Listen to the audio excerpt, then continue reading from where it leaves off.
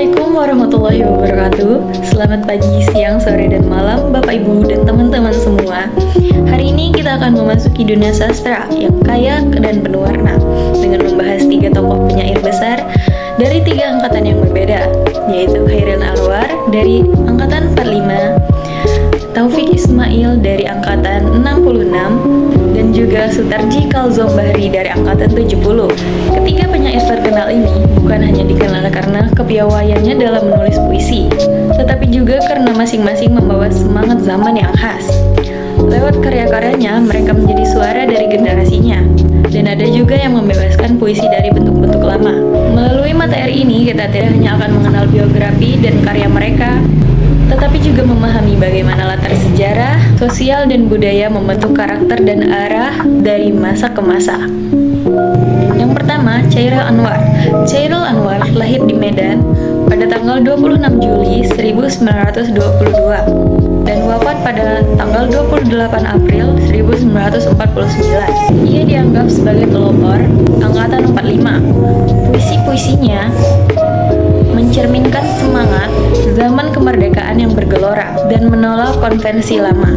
Ia dijuluki si binatang jalang dari puisi terkenalnya Aku.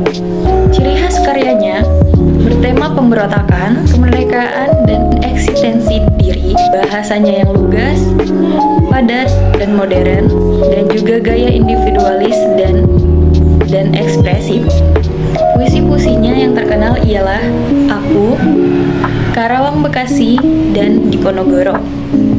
Yang kedua ada Taufik Ismail dari angkatan 66. Taufik Ismail lahir di Bukit Tinggi 25 Juni 1935. Ia merupakan penyair utama angkatan 66. Puisinya banyak mengangkat penderitaan rakyat, kritik terhadap ketidakadilan sosial, dan juga kondisi politik. Ia juga dikenal sebagai pendiri majalah Horizon. Ciri khas karyanya bertema sosial, politik, dan kemanusiaan.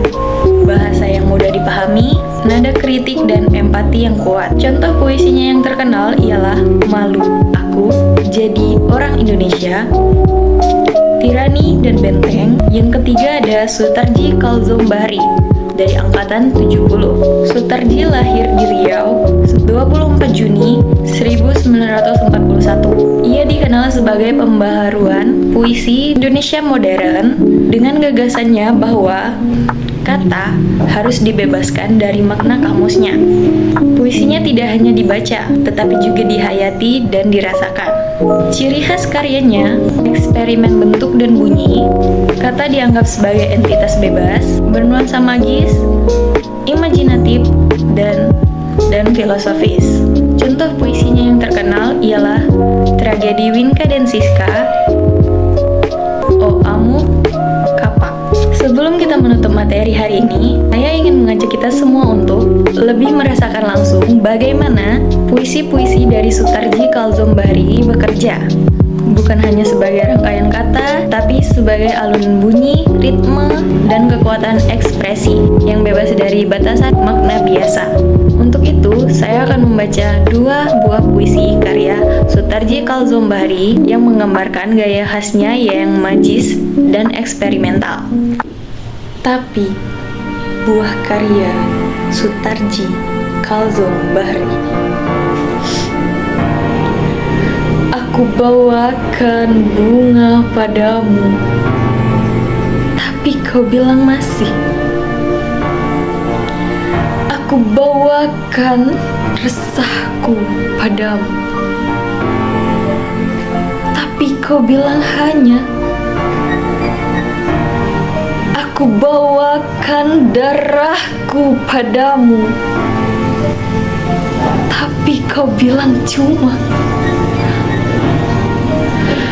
Aku bawakan mimpiku padamu, tapi kau bilang meski. Aku bawakan dukaku padamu, tapi kau bilang tapi.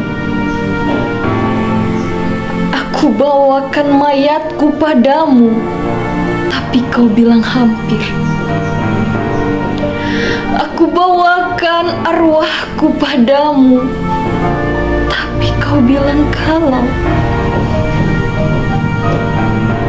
tanpa apa aku datang padamu.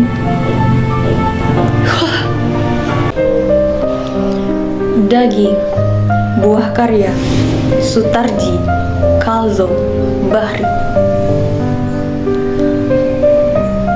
Daging, coba bilang bagaimana arwah masuk badan, bagaimana Tuhan dalam denyutmu.